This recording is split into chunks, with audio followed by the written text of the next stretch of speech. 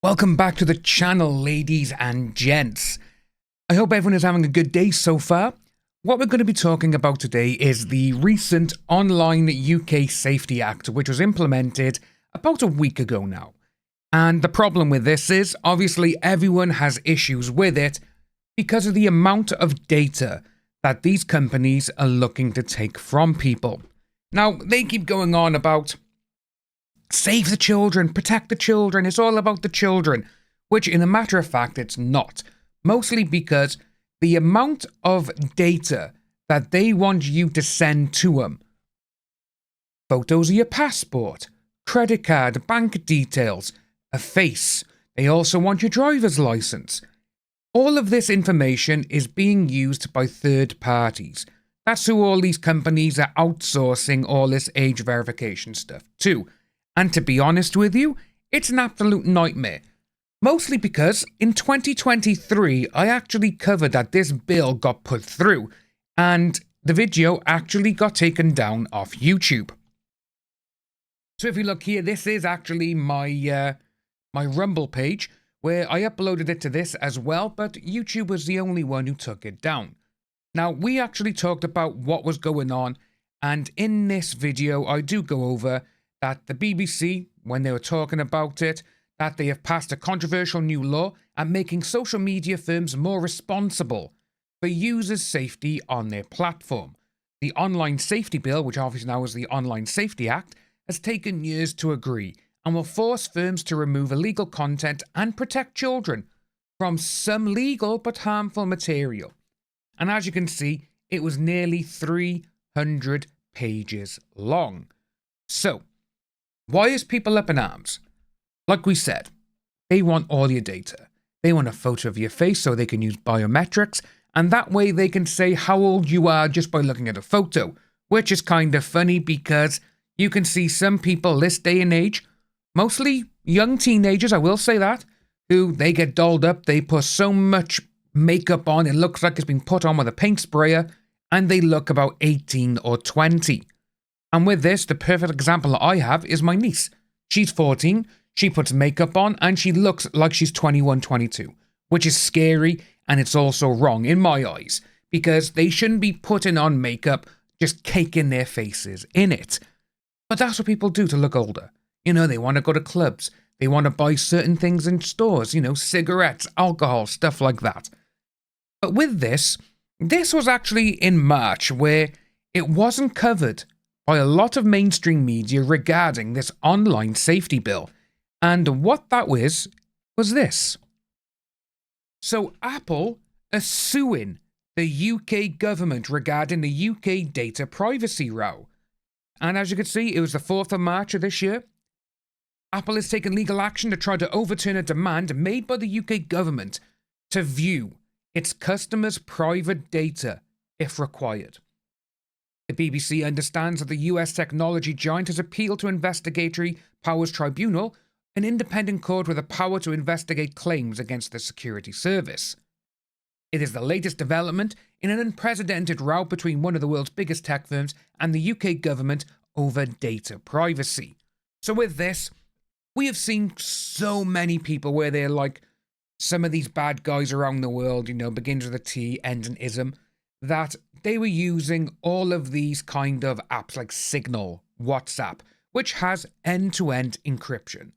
And with that, it's people's data, and they're like, well, we should be able to get their data if we ask for it. We have seen Apple, Google, Huawei, I can't remember how to say their name, begins with H, Huawei, the other mobile phone maker, Samsung. All of these companies have been asked by governments around the world, you need to be able to put a backdoor in, and they're like, no, because it's privacy. And that is one of the things why people are pissed off with this online safety bill, because you're literally giving up every single bit of your information to these people. These third parties that are actually handling all this data, what the hell are they going to do? They could use it and sell it on. They could literally sell it on as they do right this moment with phone numbers and addresses, because we have seen so many people getting scammed. Oh, your computer's infected. Oh, here in the UK, which is a big one at the moment, your MOT or your road tax is out of date. You need to ring us or whatever. Those are the big ones. And they get these people's information, email addresses, phone numbers, all through companies that sell on the data. This is exactly why people do not want this Online Safety Act to go forward, because it is absolutely terrible. But as we were saying, we got by here, January, Apple was issued with a secret order by the Home Office to share encrypted data belonging to Apple users around the world with UK law enforcement in the event of a potential national security threat.